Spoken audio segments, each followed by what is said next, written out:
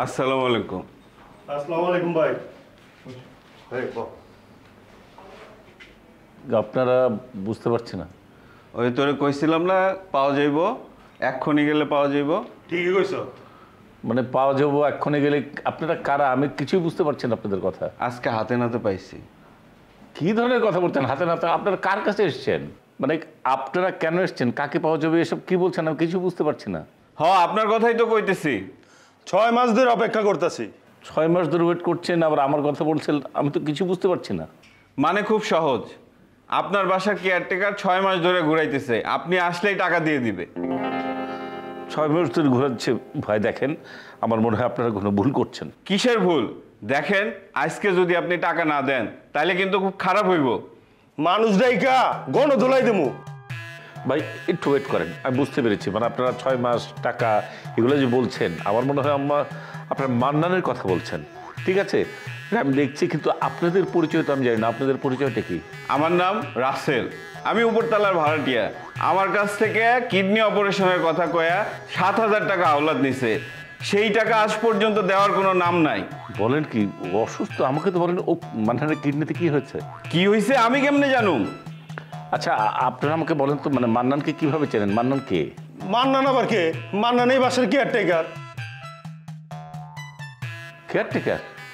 আচ্ছা আচ্ছা আচ্ছা। আর আমি আমি আপনি হলেন এই ফ্ল্যাটের মালিক?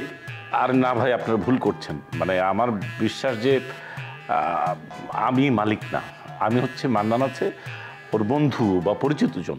আমি আপনার কথা বিশ্বাস করি না। আপনি টাকা না দেওয়ার জন্য এই কথা বলতেছেন? ভাই আপনারা এখন যান, বললাম না আমি মান্নানের পরিচিত। মান্নান অবশ্যই আপনাদের টাকা দেবে, আর না হলে আমি দেবো, ঠিক আছে? কিন্তু আপনারা যান, আর ডিস্টার্ব করেন না, যান প্লিজ। শোনেন, খালি আমরা দুইজন না, বাইরে আরো অনেক লোক অপেক্ষা করতেছে, তারাও টাকা পায়। এই টাকার একটা ব্যবস্থা করেই দিতে হবে আপনার। টাকা যেমনে পাওয়া যায় আমি তার একটা হ্যাস্য করবো আজকেই। চল।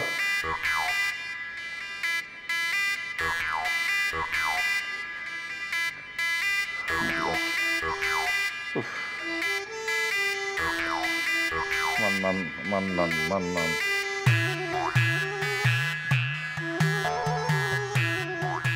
হ্যালো মান্নান। ছি ছি ছি, পুলক ভাই যে আমার একটা কাজ করবে। আচ্ছা আপু, আপনি কি একবারও ভাবতে পারেননি যে পুলক ভাই আপনার সাথে আমার একটা কিছু করতে পারে? না। কি বলছেন? এমন একটা কাজ করলো, আমার নিজেরই এখন খারাপ লাগছে। থাক, বাদ দাও, টেক ইট ইজি। কি বলছেন আপা? বাদ দেবো মানে কি? এত বড় একটা ব্যাপার, এত ইজি? হ্যাঁ, বাদ দেয়া? আমি কোনোভাবে এটা ইজিভাবে নিতে পারছি না। ইভেন আমি একটা মেয়ে হয়ে আরেকটা মেয়ের অপদস্থ আমি নিতে পারবো না। আপনি যে আমি হলে কত আগে কত কিছু করে ফেলতাম। কি হয়েছে? শোনো রুমা, পুলকের সাথে তো আমার কোনো প্রেম ছিল না। আমি তো বিষয়টা নিয়ে মোটেও আপসেট হচ্ছি না।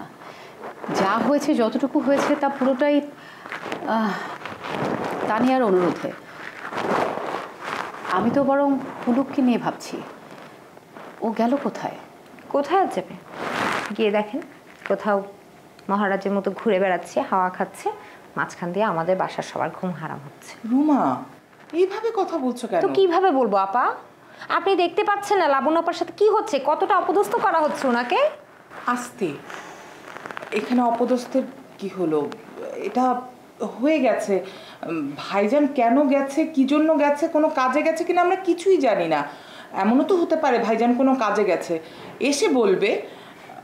আপা, কিছু মনে করবেন না। না না, আপা কি মনে করবে? আপা তো কিছু মনে করবে না, তাই না? আচ্ছা আপা, আপনি বলেন যে ভাইয়া যদি মানে ফিরে আসে, তাহলে কি আপনি ওনাকে বিয়ে করার জন্য রাজি হবেন?